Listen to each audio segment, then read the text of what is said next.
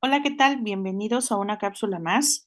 En esta ocasión vamos a revisar el tema proceso legislativo y sus etapas. Bueno, para iniciar este tema, quiero comentarles que el proceso legislativo constituye un conjunto de actos jurídicos y de procedimientos. Estos procedimientos, bueno, son los que a través de ellos el Estado crea, modifica o deroga las normas jurídicas con carácter general y obligatorio. Em, este Revisar este tema de proceso legislativo y sus etapas tiene mucha importancia ya que es el mecanismo fundamental del Estado de Derecho. Aquí se permite la producción formal de las leyes conforme a principios de legalidad, representación democrática y división de poderes. Desde una perspectiva doctrinal, podríamos decir que el derecho legislativo pues va a reflejar esa materialización del poder normativo del Estado. Eh, en este sentido, bueno, estaríamos pues revisando los procedimientos establecidos por el orden jurídico, que en este caso cada uno nos va a evidenciar la importancia de cada una de las partes del proceso, de esas etapas, como mecanismos de validez para la norma jurídica. Y bueno, para empezar esto, vamos a tratar pues de alguna manera de poder revisar como las cosas más destacadas del proceso, principalmente porque aquí es en donde vamos a identificar esa legitimidad de la democracia al momento de hacer la deliberación pública de las leyes. Recordemos que, bueno, este proceso legislativo, lo vamos a estar definiendo precisamente como el procedimiento constitucional para elaborar leyes a través de diversas fases. Bueno, vamos a hablar de estas etapas que tiene el proceso legislativo. Y bueno, aunque pueda presentar algunas variaciones dependiendo el sistema jurídico, digamos que en términos generales vamos a identificar 5 etapas. La etapa de iniciativa, la etapa de discusión, la etapa de aprobación, la de sanción y finalmente la promulgación y publicación. Bueno, ¿en qué consisten cada una de estas etapas? La iniciativa de ley es el acto mediante el cual vamos a presentar formalmente un proyecto de ley ante el Poder Legislativo para su estudio. Eh, en congruencia con el artículo 71 constitucional, tienen derecho de iniciativa tanto el presidente de la República como los diputados y senadores del Congreso, las legislaturas de cada uno de los estados y los ciudadanos con iniciativa ciudadana. Por ejemplo, digamos que la iniciativa de reforma educativa presentada por el Poder Ejecutivo en México en el año 2019 constituye un ejemplo de ejercicio de esta facultad, ¿no?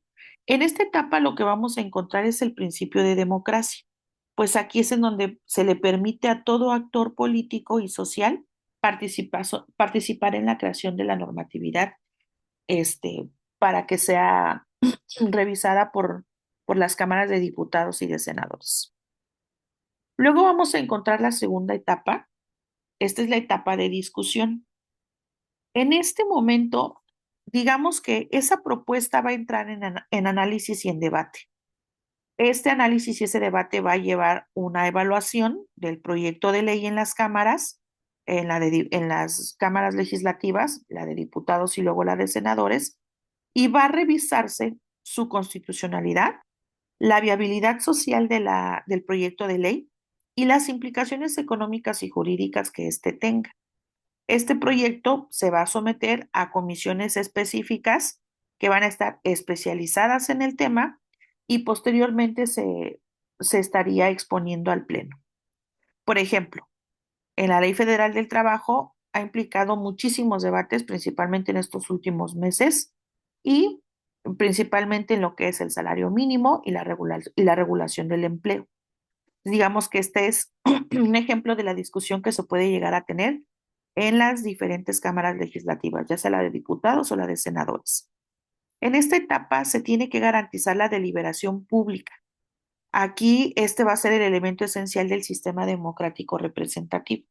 Y quiere decir, bueno, que precisamente esa parte o esa fracción de ciudadanos que nos representan en estas cámaras tienen que revisar esa constitucionalidad, esa viabilidad social y esa implicación económica y jurídica que va a tener este proyecto de ley para que al momento de aprobarse o de no aprobarse tenga una razón específica para el fallo. Luego viene la tercera etapa, es la etapa de la aprobación.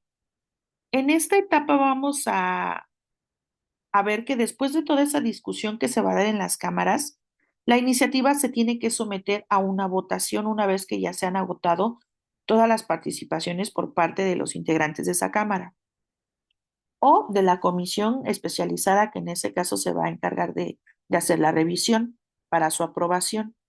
Cuando se hace esta votación, la aprobación requiere la mayoría establecida por la Constitución o la ley. Hay distintos tipos de mayoría. Existe una mayoría simple, una mayoría absoluta y una mayoría calificada. La mayoría calificada es la que se va a considerar cuando hay reformas constitucionales. Mm, Aquí podemos mencionar, por ejemplo, lo que Kelsen mencionaba, ¿no? Que la validez formal de una norma precisamente va a depender de ese cumplimiento del procedimiento establecido. ¿Qué quiere decir? Bueno, que para poder aprobarla tiene que analizarse de manera previa, tiene que proponerse, analizarse, discutirse y debatirse para que entonces exista esa aprobación a través de la votación. Y esto es lo que nos llevaría a la cuarta etapa, que es la etapa de la sanción. En este momento, el proyecto de ley se va a decir si es aceptado por parte del Poder Ejecutivo. Entonces, el presidente, bueno, puede sancionar la ley o puede formular observaciones, en este caso para un veto. El veto funciona como ese mecanismo de control entre poderes para, para poder aceptar el proyecto de ley. Por ejemplo, cuando un ejecutivo devuelve un proyecto al Congreso para su reconsideración por razones de interés público, esta es como esa característica que tiene la parte de la sanción. Precisamente aquí es donde se van a formular esas observaciones para que ellos vuelvan a analizar este proyecto de ley. En esta etapa se va a reflejar precisamente el sistema de pesos y contrapesos propios de la división de poderes. Y esta etapa, al finalizar, nos va a llevar a la promulgación. En esta etapa, la promulgación va a ser ese acto mediante el cual el Ejecutivo tiene que reconocer oficialmente esa ley como una norma válida dentro del sistema jurídico. Eh, Aquí, en este sentido, bueno, la finalidad pues es darla a conocer a los demás y esto se hace a través del Diario Oficial de la Federación. Y es precisamente lo que nos pasa a esa parte de la publicación o a la iniciativa de vigencia. Digamos que una vez que se publica en este diario oficial de la Federación, bueno, puede entrar en vigor en ese momento, ya sea por sistema sucesivo, por sistema sincrónico, por vacatio legis, que es el periodo previo a su vigencia, y bueno, aquí es en donde todas las personas van a conocer precisamente cuándo iniciaría la obligatoriedad de esta nueva ley. Por ejemplo, cuando se establece una ley que entrará en vigor en 90 días después de su publicación, al día 91 esta ley ya va a tener efectos.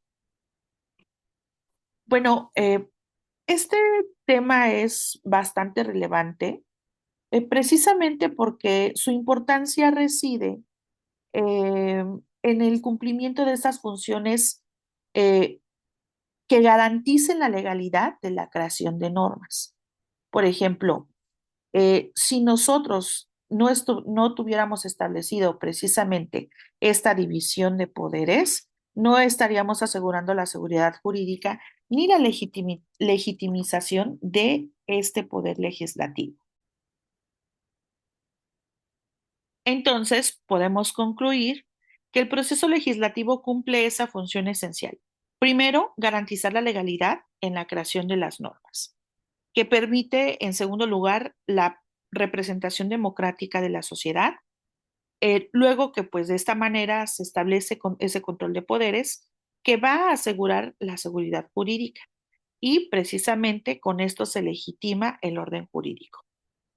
Este proceso legislativo es el que constituye uno de los pilares fundamentales en el Estado constitucional de derecho. Aquí es en donde se va a asegurar la creación normativa y que responda precisamente a esos procedimientos democráticos, deliberativos y jurídicamente válidos. Entonces, dentro de las ramas del derecho, esto es muy importante porque pues se garantiza la participación de distintos órganos del poder público con ese respeto al principio de legalidad. Digamos que, como lo mencionaba Kelsen o Maynes, eh, la validez del derecho va a depender precisamente de la correcta formación conforme al procedimiento establecido de, pues, de estas revisiones de leyes. En consecuencia, pues, digamos que el proceso no solo va a producir estas normas jurídicas, sino que sería un ejercicio del poder estatal y del poder federal para fortalecer la seguridad jurídica que existe en la sociedad. Bueno, vamos a hacer un repaso a través de las preguntas que revisamos al final de cada cápsula. La pregunta número 1 menciona, ¿cuál es la finalidad principal del proceso legislativo? Bueno, recuerden que la finalidad es producir normas jurídicas válidas y esto solo es posible si se respetan las etapas y procedimientos establecidos por la Constitución. Por lo tanto, la respuesta correcta sería B, crear normas jurídicas válidas conforme a la Constitución. Pregunta número 2. La etapa de iniciativa se caracteriza por la iniciativa marca el inicio del proceso legislativo. Acuérdense que la etapa de la propuesta del proyecto o de iniciativa del proyecto consiste en esa presentación formal a, a las cámaras. Recuerden que pueden hacerlo diferentes personas, el Poder Ejecutivo, la Cámara de Diputados, de Senadores o cualquier ciudadano con interés político. Entonces, la respuesta correcta aquí sería C, la presentación formal de un proyecto de ley por sujetos facultados. Pregunta número 3. ¿Por qué la discusión es una etapa esencial del proceso legislativo? Bueno, recordemos que la discusión va a ser precisamente esa parte de análisis profundo, de debate y de perfeccionamiento del proyecto de ley. Esto es lo que va a asegurarse, bueno, lo que va a permitir que se aseguren las cámaras de diputados y senadores de que la calidad jurídica y del proyecto de la iniciativa de ley sea legítimo y democrático. Entonces, la respuesta correcta para esta pregunta sería la opción B, porque garantiza la deliberación y mejora del contenido normativo. Pregunta número 4. ¿La sanción legislativa tiene como función principal? Bueno, recordemos que la sanción es ese acto donde el Poder Ejecutivo expresa su conformidad con la ley aprobada. Entonces, este mecanismo es el equilibrio que se da entre poderes. Por eso es que una ley se pasa primero a su análisis en la Cámara de Diputados y posteriormente se manda a la Cámara de Senadores. En este sentido, la respuesta correcta, bueno, sería C, manifestar la conformidad del Poder Ejecutivo.